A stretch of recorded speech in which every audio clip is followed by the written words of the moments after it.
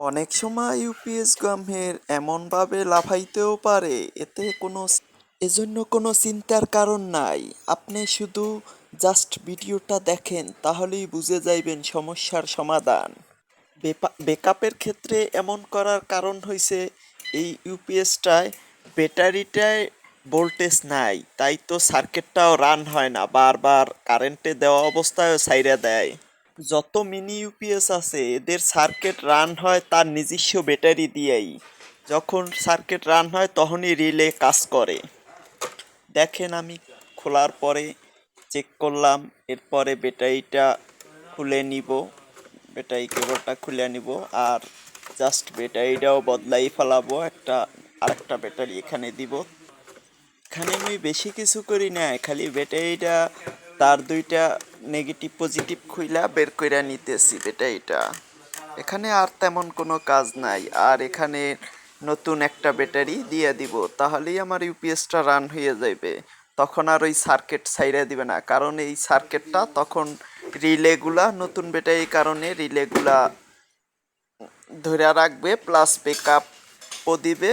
এরপরে কারেন্টেও আর বাইরে বাইরে করবে না।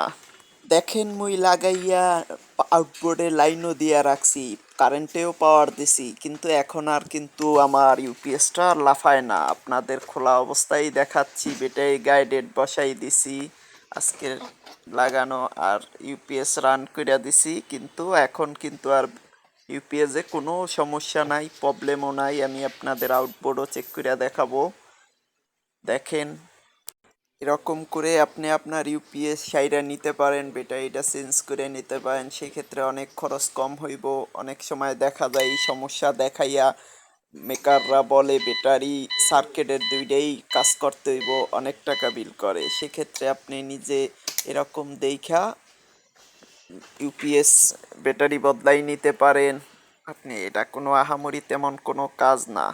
দেখেন এটার জন্য আমার কোনো পরিশ্রম করতে হয় না, মাত্র এই 7-8 মিনিটের ভিতরে ব্যাটারি বদলাই ফেলানো যায়, চেঞ্জ করা যায়। আপনাদের রিলেগুলো একটু ভালো করে দেখাই দিলাম। এই যে রিলেগুলা নিউ এই ব্যাটারির পাওয়ার ছাড়া রান হয় না, তখন কারেন্ট থাকলেও ব্যাকআপ দিতে পারেনি। যেমন আমি কারেন্টে লাগাইয়া এটা চেক দিতেছি যে এখন আর আউটপুট প্রথম অবস্থায় দেখছিলেন আমার ইউপিএসটা লাফালাফি করছিল, এখন কিন্তু আর কোনো প্রবলেম করতেছে না। আমার পাওয়ার দেওয়া আছে, আউটপুটে লাইন দেওয়া আছে, বাতি জ্বলতেছে, দেখেন কোনো সমস্যা করতেছে না। এই ব্যাটারিটাই সমস্যা, এটা আমি ফেলে দিলাম ব্যাটারিটা, আর নতুন ব্যাটারিটা রেখে দিলাম। সুন্দর। এখন ব্যাটারি ইউপিএসটা বসাইয়া কমপ্লিট আমার, এটার সাথে আর কোনো কাজ নাই। এখন শুধু আটকাই দিব ব্যাটারিটা, আটকাইলেই এটার কাজ শেষ। ইউপিএসটা আর কোনো প্রবলেম নাই, শুধু যে প্রবলেম দেখাচ্ছিলাম এই প্রবলেমের জন্য ব্যাটারি বদলাই আমরা। এক্ষেত্রে অনেকে বলে যে রিলে সমস্যা, তারপরে সার্কিটে কাজ করতে হইবে, এগুলো কিছুই না, শুধু জাস্ট এই ছোটো ইউপিএসগুলোয় ব্যাটারিটাই বেশি যায়। এজন্য টেনশনের কোনো কারণ নাই, আপনারা নিজেই ব্যাটারি বদলাই নেবেন। ছোট ইউপিএসের ব্যাটারি বদলাইতে কোনো সমস্যা নাই। আপনারা এই যে দেখেন প্রথম অবস্থার মতো এখন আমি পাওয়ারে দিলাম, এখন কিন্তু আমার পাওয়ার আউটপুটে কোনো সমস্যা নাই, কারেন্ট থাকা অবস্থায় কোনো লাফালাফি করতেছে না।